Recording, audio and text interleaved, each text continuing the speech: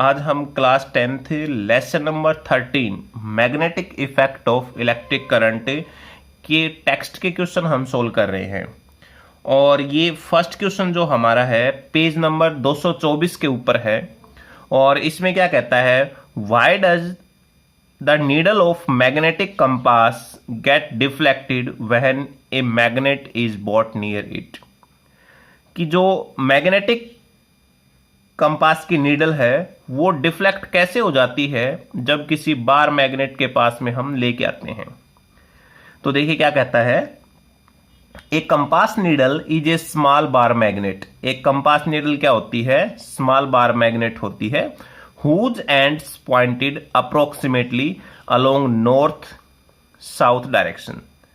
ठीक है, जिसके एंड किधर होते हैं, नॉर्थ और साउथ डायरेक्शन के अंदर होते हैं। Similarly two poles of a magnet repel each other. ऐसे ही जो दो पोल होते हैं किसी भी मैग्नेट के वो रिपेल करते हैं, यानी सिमिलर पोल जो होंगे एंड डिसिमिलर पोल जो है वो अट्रैक्ट करेंगे। लाइक पोल रिपेल करेंगे, अनलाइक पोल अट्रैक्ट करेंगे।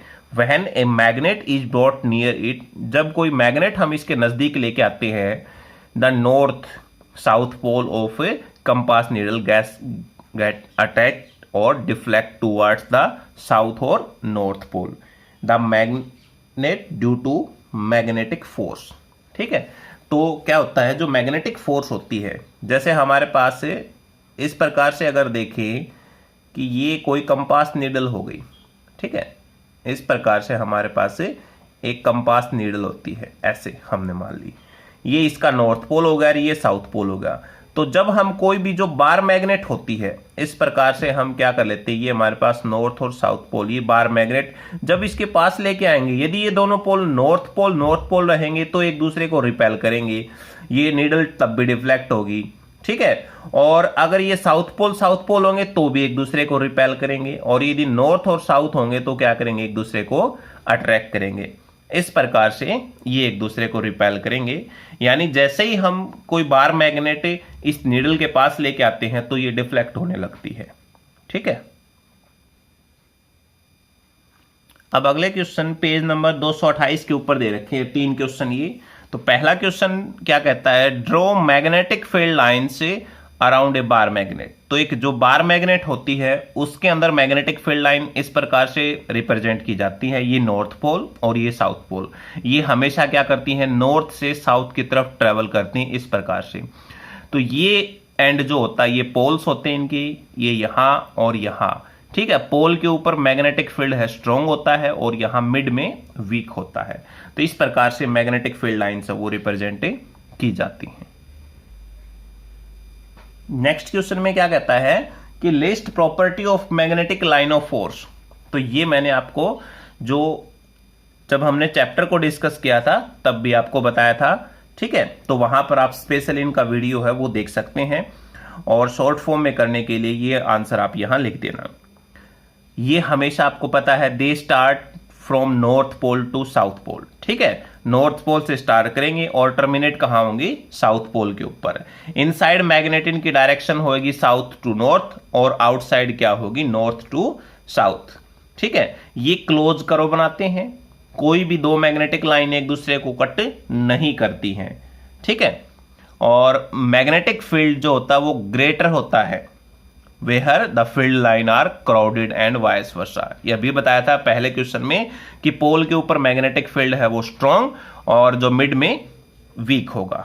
ठीक है, तो अभी जो नेक्स्ट क्वेश्चन है वो हमारा यही है कि दो मैग्नेटिक लाइन्स है वो एक दूसरे को कट क्यों नहीं करती है। ये पहले मैं ऑलरेडी बता चुका हूं। अब देखिए इसमें आपने क्या लिखना है, why do not two magnetic line of force intersect each other. No two field lines are found to cross और इंटरसेक्ट ईच अदर। ठीक है, कोई भी मैग्नेटिक फील्ड लाइन एक दूसरे को इंटरसेक्ट नहीं करती हैं। इफ दे डिड, यदि ये ऐसा करेंगी, it would mean that at the point of intersection there would be two direction of magnetic field. तो पॉइंट ऑफ इंटरसेक्शन के ऊपर यहां पर मैग्नेटिक फील्ड की दो डायरेक्शन होंगी, वो जो कि पॉसिबल नहीं है। thus a compass needle would point it towards two different direction at this point which is impossible। तो उस पॉइंट के ऊपर यदि हम कंपास नीडल को रखें तो वो दो डायरेक्शन शो नहीं कर पाएगी, ठीक है, जो कि पॉसिबल नहीं है। देयरफॉर मैग्नेटिक फील्ड लाइन से नेवर इंटरसेक्ट ईच अदर, ठीक है। अब अगला क्वेश्चन जो है पेज नंबर 229 के ऊपर, consider a circular loop of wire lying in a plane of table. हमने क्या किया है, एक सर्कुलर लूप कंसिडर कर ली और जो कि एक टेबल के ऊपर रखी गई है, ठीक है। Let the current pass through the loop clockwise, और इस प्रकार से ये लूप ले ली एक टेबल के ऊपर और इसके अंदर क्लॉकवाइज डायरेक्शन के अंदर करंट फ्लो करवा दिया। फिर कहता है apply the right and thumb rule, right and thumb rule apply करो और find the direction of magnetic field line inside and outside the loop. Inside और आउटसाइड हमने बताना है कि मैग्नेटिक फील्ड लाइंस है वो कैसे हो जाएंगी। तो हम क्या करेंगे, इस लूप के किसी भी एंड के ऊपर, जो ये एंड है ना यहां पर या इधर कहीं पर भी, हम क्या करेंगे अपने राइट एंड को इस प्रकार से पकड़ लेंगे, ऐसे राइट एंड के अंदर जो है इस कंडक्टर को, ठीक है। तो हमारी जो कर्ल ऑफ फिंगर होंगी, ठीक है, कर्ल ऑफ फिंगर क्या रिप्रेजेंट करेंगे, डायरेक्शन ऑफ मैग्नेटिक फील्ड को रिप्रेजेंट करेंगी। थंब जो रिप्रेजेंट करेगा वो डायरेक्शन ऑफ करंट करेगा, ठीक है। तो इसके अलोंग डायरेक्शन ऑफ करंट रहेगा और कर्ल ऑफ फिंगर क्या करेंगी, मैग्नेटिक फील्ड को रिप्रेजेंट करेंगी, ठीक है। तो इनवर्ड डायरेक्शन में क्या होगा, देखिए क्या कहता है, magnetic field lines inside the circular loop will be normal to plane of the loop pointing inward. तो मैग्नेटिक फील्ड इसमें इनवर्ड डायरेक्शन में होगा और into the surface of table, जैसे ये दिखा रखा है इसमें, ठीक है। और आउटसाइड द सर्कुलर लूप देखें, field lines along the outward normal to surface table, और उसमें क्या हो जाएंगे, नॉर्मल डायरेक्शन में रहेंगे। इस प्रकार से आउटवर्ड डायरेक्शन में भी देख सकते हैं और इनवर्ड डायरेक्शन में भी, ठीक है। तो इसमें आपने क्या करना, एक सर्कुलर लूप लेना, उसको दोनों एंड से इस प्रकार उसको पकड़ के देखना, आपको ऑटोमेटिक पता लग जाएगा कि जो मैग्नेटिक फील्ड लाइंस है वो किस प्रकार ट्रेवल कर रही है, ठीक है।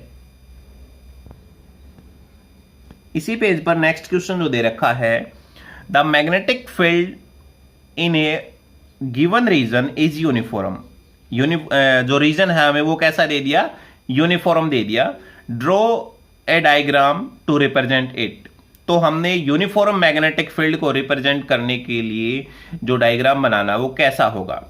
तो uniform magnetic field parallel line से रिप्रेजेंट किया जाता है इस प्रकार से, ठीक है। सेट ऑफ पैरेलल लाइन होंगी तो वो किसको रिप्रेजेंट करेंगी, यूनिफॉर्म मैग्नेटिक फील्ड को रिप्रेजेंट करेंगे। इसके बीच में क्या होना चाहिए, इक्वल सेपरेशन होना चाहिए, इक्वल लेंथ होनी चाहिए, ठीक है। तो वो हमारे पास क्या होगा, यूनिफॉर्म रीजन के अंदर मैग्नेटिक फील्ड होगा, ओके। नेक्स्ट क्वेश्चन दे रखा है, choose the correct option, magnetic field inside a long straight solenoid carrying current, ठीक है। इनसाइड हमने बताना है कोई लॉन्ग स्ट्रेट सोलेनॉइड है, उसके अंदर मैग्नेटिक फील्ड कैसा हो जाएगा, क्या वो जीरो होगा, डिक्रीज होगा as we move towards it end, और इंक्रीज होगा जब हम इसके एंड की तरफ मूव करेंगे, या फिर सेम होगा हर पॉइंट के ऊपर। तो जो हमने टॉपिक किया था magnetic field due to a solenoid, current carrying conductor कहें, सोलेनॉइड कहें इसमें, ठीक है।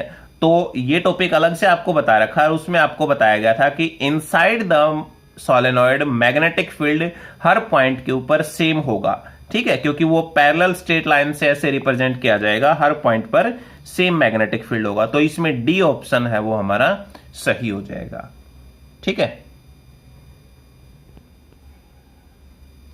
नेक्स्ट क्वेश्चन पेज नंबर 231 के ऊपर दे रखा है, which of the following property of A proton can change while it moves freely in a magnetic field. तो कहता है जब कोई प्रोटॉन मूव करने लग रहा है तो उसकी कौन सी प्रॉपर्टी है वो चेंज होएगी। और इसमें कहता है एक से ज्यादा आंसर भी हो सकते हैं, मास, स्पीड, वेलोसिटी, मोमेंटम। तो देखो इसमें क्या कहता है बेटा, व्हेन कहता है the proton moving in a magnetic field, जब कोई प्रोटॉन है, ये चार्ज पार्टिकल है और ये मैग्नेटिक फील्ड में मूव करता है तो उसके ऊपर फोर्स लगेगा, तो वो मैग्नेटिक फोर्स को फील करेगा, which is perpendicular to both velocity and magnetic field. तो वो वेलोसिटी और मैग्नेटिक फील्ड दोनों के परपेंडिकुलर होगा। Due to this magnetic force direction of motion of proton changes continuously. तो इस मैग्नेटिक फोर्स से क्या होगा कि जो प्रोटोन के डायरेक्शन ऑफ मोशन है वो कंटिन्यूस चेंज होता रहेगा, ठीक है। और अगर डायरेक्शन ऑफ मोशन चेंज होगा तो इसका मतलब ये है कि उसकी वेलोसिटी और मोमेंटम दोनों चेंज होंगे। तो इसलिए वेलोसिटी और मोमेंटम इसके दोनों आंसर राइट आंसर हो जाएंगे। ऑप्शन सी और ऑप्शन डी दोनों करेक्ट आंसर होंगे, ठीक है। नेक्स्ट जो क्वेश्चन है वो पेज नंबर 232 के ऊपर दे रखा है, ठीक है। इसमें कहता है कि in activity 13.7 how do we think the displacement of rod A B will be affected, ठीक है। हम किस प्रकार से सोचते हैं कि displacement of rod A B है वो अफेक्ट होएगी। पहला दे रखा है इसमें current in rod A B is increase, कि जो हमारे पास करंट है रोड के अंदर वो हम इंक्रीज कर दें। सेकंड पॉइंट कहता है स्ट्रॉन्गर हॉर्सशो मैग्नेट इज यूज, हम ज्यादा बड़ी जो है पावरफुल हॉर्सशो मैग्नेट यूज करें। थर्ड है length of the road is increase. तो पहले केस में कहता है कि when the road current through the road is increase, ठीक है। जो हमारे पास रोड है उसके थ्रू हम करंट वो इंक्रीज कर दें तो इससे क्या होगा, मैग्नेटिक फोर्स वो भी इंक्रीज हो जाएगी और डिस्प्लेसमेंट ऑफ रोड जो है वो भी क्या हो जाएगा, इंक्रीज हो जाएगा, ठीक है। दूसरे पॉइंट में कहता है कि जब हॉर्सशो मैग्नेट हम यूज करें, स्ट्रॉन्गर की बात करते हैं यहां पर, तो मैग्नेटिक फोर्स है वो भी बढ़ जाएगा और इससे डिस्प्लेसमेंट ऑफ रोड है वो भी क्या हो जाएगा, इंक्रीज हो जाएगा, ठीक है। और यदि हम लेंथ ऑफ रोड है वो इंक्रीज कर दें तो जो पोर्शन कहता है lying in between magnetic field remain same, तो जो पोर्शन मैग्नेटिक फील्ड के बीच में होगा वो सेम रहेगा। Magnetic force and hence displacement of rod A B will be remain same, तो इससे मैग्नेटिक फोर्स और जो डिस्प्लेसमेंट है वो कैसा रहेगा, सेम रहेगा, ठीक है। नेक्स्ट क्वेश्चन क्या कहता है, a positive charge particle alpha particle के ऊपर पॉजिटिव चार्ज होता है, बीटा पार्टिकल के ऊपर नेगेटिव होता है और गामा पार्टिकल के ऊपर कोई भी चार्ज नहीं होता है। प्रोजेक्टेड टुवार्ड्स वेस्ट, तो ये वेस्ट की तरफ प्रोजेक्ट किया जाता है। Is deflected towards north bye a magnetic field, और वो नॉर्थ की तरफ डिफ्लेक्ट हो जाता है मैग्नेटिक फील्ड की वजह से। The direction of magnetic field, तो उस टाइम मैग्नेटिक फील्ड की डायरेक्शन क्या होगी, टुवार्ड्स साउथ होगी, टुवार्ड्स ईस्ट होगी, डाउनवर्ड होगी या अपवर्ड होगी। तो फ्लेमिंग लेफ्ट हैंड रूल जो है उसके अकॉर्डिंग हम पता कर सकते हैं कि डायरेक्शन ऑफ मैग्नेटिक फील्ड है वो कैसी होगी, तो वो वर्टिकली अपवर्ड होगी, ठीक है। तो ये आपको बता रखा है किस प्रकार से फ्लेमिंग लेफ्ट हैंड रूल हम यूज करते हैं, तो आप प्रीवियस वीडियो है वो जरूर देखें, ठीक है। नेक्स्ट जो क्वेश्चन दे रखा है वो है Fleming left hand rule, page number 233 के ऊपर दे रखा है कि फ्लेमिंग लेफ्ट हैंड रूल को एक्सप्लेन करो। तो इसको बहुत अच्छे तरीके से जो वीडियो में हमने डिस्कस किया है वो भी आप जरूर देखें। फ्लेमिंग लेफ्ट हैंड रूल में क्या कहता है, जब हम अपने लेफ्ट हैंड के थंब, फोर फिंगर और मिडल फिंगर को इस प्रकार स्ट्रेच करते हैं कि तीनों एक दूसरे के म्यूचुअली परपेंडिकुलर हों, तो थंब रिप्रेजेंट करेगा फोर्स को, फोर फिंगर रिप्रेजेंट करेगी मैग्नेटिक फील्ड को और जो मिडल फिंगर है वो रिप्रेजेंट करेगी इलेक्ट्रिक करंट को, या हम यहां पर फोर्स की जगह मोशन भी बोल सकते हैं, ठीक है। तो ये आपने फ्लेमिंग लेफ्ट हैंड रूल में बताना है। और इसके ट्रिक के लिए हम क्या कर सकते हैं, फोर्स को फादर से याद कर सकते हैं, मैग्नेटिक फील्ड को मदर से और करंट को चाइल्ड से, फादर मदर चाइल्ड, ठीक है।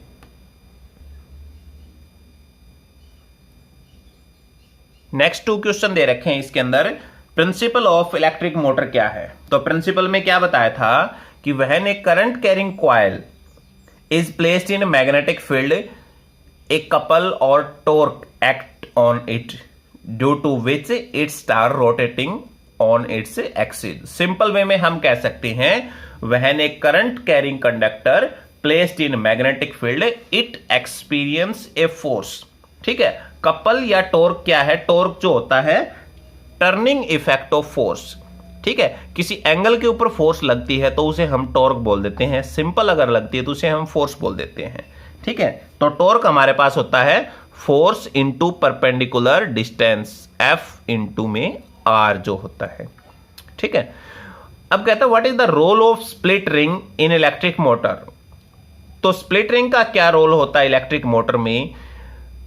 The current through the coil reverse its direction after every half cycle, ठीक है। करंट जो होता है कॉइल के अंदर वो रिवर्स हो जाता है जब उसकी डायरेक्शन हर हाफ साइकिल के अंदर चेंज होती है, ठीक है। ड्यू टू स्प्लिट रिंग्स या कम्यूटेटर बोलते हैं, direction of the couple acting on the armature coil remain the same and it keeps on rotating in the same direction. तो कम्यूटेटर जो होती हैं स्प्लिट रिंग वो क्या काम करती हैं, उसके डायरेक्शन को चेंज नहीं होने देती और एक ही डायरेक्शन के अंदर वो रोटेट करती रहती हैं, ठीक है। तो ये स्प्लिट रिंग या कम्यूटेटर का काम है। ये आपको इलेक्ट्रिक मोटर के टॉपिक में अच्छे से बता रखा है, तो मैं चाहता हूं एक बार आप जरूर इलेक्ट्रिक मोटर का फिर से देखें टॉपिक। पेज नंबर 236 के ऊपर क्वेश्चन दे रखा है, explain different ways to induced current in a coil, ठीक है। कि वो कौन कौन सी वेज है जिसमें हम किसी भी कॉइल के अंदर करंट को इंक्रीज कर सकते हैं, डेवलप कर सकते हैं। पहला है by moving a magnet relative to the coil. कोई भी हमारे पास कॉइल है उसके पास में हम मैग्नेट को मूव करवाए तो उसके अंदर इंड्यूस्ड करंट डेवलप हो जाता है, ठीक है। By changing current through a coil placed in the neighbourhood of the coil, ठीक है। जो हमारे पास एक कॉइल है और उसके पास में दूसरी कॉइल है, तो पहले कॉइल के अंदर हम करंट चेंज कर देते हैं तो दूसरी कॉइल में भी इंड्यूस्ड करंट डेवलप हो जाता है। ये जो हमने टॉपिक किए थे Faraday law of electromagnetic induction, तो हमारा जो लेक्चर है इलेक्ट्रोमैग्नेटिक इंडक्शन का वो आप एक बार जरूर देखें, उसमें ये हमने बहुत अच्छे से बता रखे हैं। नेक्स्ट क्वेश्चन इसमें कहता है कि प्रिंसिपल ऑफ इलेक्ट्रिक जनरेटर। अब इलेक्ट्रिक जनरेटर का प्रिंसिपल क्या कहता है, ये पेज नंबर 237 के ऊपर क्वेश्चन दे रखा है। तो इसमें कहता है when A coil rotate in magnetic field, जब कोई कॉइल को मैग्नेटिक फील्ड के अंदर रोटेट करते हैं, it cuts the magnetic field lines, तो वो मैग्नेटिक फील्ड लाइन को कट करती है, ठीक है। The magnetic flux link with the coil changes, तो इस वजह से मैग्नेटिक फ्लक्स लिंक होता है और इंड्यूस्ड ईएमएफ या करंट प्रोड्यूस होता है। तो बहुत ही सिंपल वे में अगर लिखना चाहो तो आप ये लिख सकते हो कि when a conductor is placed in a magnetic field, changing magnetic field, ये ज्यादा और अच्छा रहेगा, ठीक है। When a conductor is placed in a changing magnetic field then magnetic flux link with it and induced EMF is produced, ठीक है। तो उसके साथ मैग्नेटिक फ्लक्स लिंक हो जाएगा और उस वजह से इंड्यूस्ड ईएमएफ प्रोड्यूस हो जाएगा, ठीक है। अगले दो छोटे छोटे क्वेश्चन पूछ रखे हैं, कहता है कि name some source of direct current. DC current के कुछ सोर्स बताने, कौन कौन से हैं सोर्सेज। ड्राई सेल हो गया, बॉटम सेल हो गया, ठीक है, बॉटम सेल, या लेड एसिड बैटरी जो हो गया। तो इस प्रकार से जो है ये डीसी करंट के सोर्सेज हैं। टॉर्च जो हो गई, ये इसी में ड्राई सेल जो यूज होता है, ठीक है। Which source produce alternating current, कौन सा सोर्स जो अल्टरनेटिंग करंट प्रोड्यूस करते हैं, ठीक है। तो जितने भी पावर प्लांट है, thermal power plant, hydro electric power plant, nuclear power plant, इस तरह के जो भी हैं वो सारे के सारे अल्टरनेटिंग करंट प्रोड्यूस करते हैं, उससे हम इलेक्ट्रिसिटी जो है वो लेते हैं, ओके। नेक्स्ट क्वेश्चन में क्या कहता है, choose the correct option. A rectangular coil of copper wire is rotated in a magnetic field, ठीक है। एक रेक्टेंगुलर कॉइल है, कॉपर वायर की बनी है, वो मैग्नेटिक फील्ड के अंदर रोटेट करती है। The direction of induced current changes once in each, तो कहता है उसमें डायरेक्शन ऑफ इंड्यूस्ड करंट है वो चेंज हो रहा है। तो 2 रिवोल्यूशन होगा, 1 रिवोल्यूशन होगा, या हाफ रिवोल्यूशन होगा, या 1/4 रिवोल्यूशन, किस रिवोल्यूशन के बाद डायरेक्शन ऑफ करंट है वो चेंज होगी। तो आपको बताया था जो इलेक्ट्रिक जनरेटर का और मोटर का हमने किया था, ठीक है। यहां पर हम बात करते हैं इंड्यूस्ड करंट डेवलप होता है, तो इसका मतलब क्या है, उसके अंदर इलेक्ट्रिक जनरेटर की बात कर रहे हैं हम इसमें, ठीक है। तो हर हाफ रोटेशन के बाद डायरेक्शन चेंज हो जाती है। तो direction of current changes every half rotation of coil. तो इसका मतलब कौन सा हो गया हमारे पास, सी ऑप्शन है वो सही हो गया। ठीक है, अब अगले क्वेश्चन दे रखे हैं, पेज नंबर हमारे पास जो है ये 238 के ऊपर दे रखे। ठीक है, तो 238 के ऊपर फर्स्ट क्वेश्चन दे रखा है, name 2 safety measure that are commonly used in electric circuit and appliance. तो उसमें एक तो अर्थिंग, इलेक्ट्रिक फ्यूज, एमसीबी, ये सब हम इनके अंदर यूज करते हैं सेफ्टी पर्पज के लिए। एक न्यूमेरिकल इसमें देखो क्या कहता है, इलेक्ट्रिक ओवन ऑफ 2 किलोवाट। एक इलेक्ट्रिक ओवन है 2 किलोवाट पावर रेटिंग है जिसके ऊपर, और डोमेस्टिक इलेक्ट्रिक सर्किट के लिए 220 वोल्ट जो पावर है वो यूज कर रहा है। तो कहता है कि करंट रेटिंग है उसके ऊपर 5 एम्पियर है। तो उससे क्या रिजल्ट निकलेगा, क्या आप उससे एक्सप्लेन करोगे। ठीक है, तो देखिए पावर दे दी 2 किलोवाट, इसको वाट में कन्वर्ट करेंगे तो 2000 वाट हो गया। ठीक है, पोटेंशियल दे दिया 220 वोल्ट, करंट कितना हो जाएगा, पावर जो होती है वो वी आई के बराबर होती है, और यहां से आई निकालेंगे तो पी बाई वी हो जाएगा, पावर हो गई डिवाइड बाय पोटेंशियल, करंट आ गया। ठीक है, तो इलेक्ट्रिक फ्यूज जो होगा ना वो 5 एम्पियर का यूज कर रहा है ये इसमें। ठीक है, तो कहता है इट विल ब्लो ऑफ या मेल्ट, तो पिघल जाएगा। जितनी हमारे पास इसकी पावर रेटिंग है, अब हमारे पास करंट कितना निकला है, उसके अंदर इतना करंट फ्लो हो रहा है और हम उसे फ्यूज लगा रहे हैं 5 एम्पियर का, तो हमने क्या करना पड़ेगा, कम से कम 10 एम्पियर का फ्यूज लगाना होगा। जितना करंट आ रहा है उतने एम्पियर का हमने करंट रेटिंग लगानी पड़ेगी, इसमें फ्यूज लगाना पड़ेगा। तो due to overloading electric oven will stop working, तो ओवरलोडिंग की वजह से इलेक्ट्रिक ओवन है वो काम नहीं करेगा। ठीक है, नेक्स्ट जो क्वेश्चन है इसमें ये कहता है कि what precaution should be taken to avoid overloading of domestic electric circuit. Overloading के लिए हम क्या क्या प्रिकॉशंस रख सकते हैं। The connecting copper wires used in domestic electric circuit should be covered. तो जो हमारे पास कनेक्टिंग कॉपर वायर होती हैं वो कवर होनी चाहिए with good insulating material which does not catch fire, जो कि इजीली कैच फायर है वो न कर सके। ठीक है, जल्दी से उनमें आग नहीं लगे, अच्छी क्वालिटी के हमारे पास कॉपर वायर होनी चाहिए। The various rooms should have different electric circuit having fuse of appropriate rating।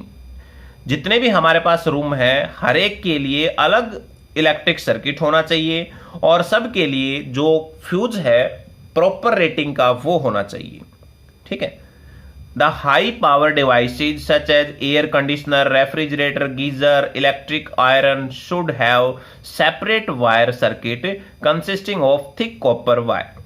ठीक है, तो ये जो हमारे पास हाई पावर डिवाइस होती हैं जो ज्यादा पावर लेती हैं, जैसे हमारे पास एयर कंडीशनर होगी, रेफ्रिजरेटर होगी, गीजर हो गया, इलेक्ट्रिक आयरन हो गई, इनके लिए क्या करना चाहिए, एक सेपरेट इलेक्ट्रिक सर्किट होना चाहिए और उसके अंदर मोटी जो कॉपर वायर है वो होनी चाहिए। ठीक है, अगला जो पॉइंट कहता है to many appliances should not be connected to a single socket।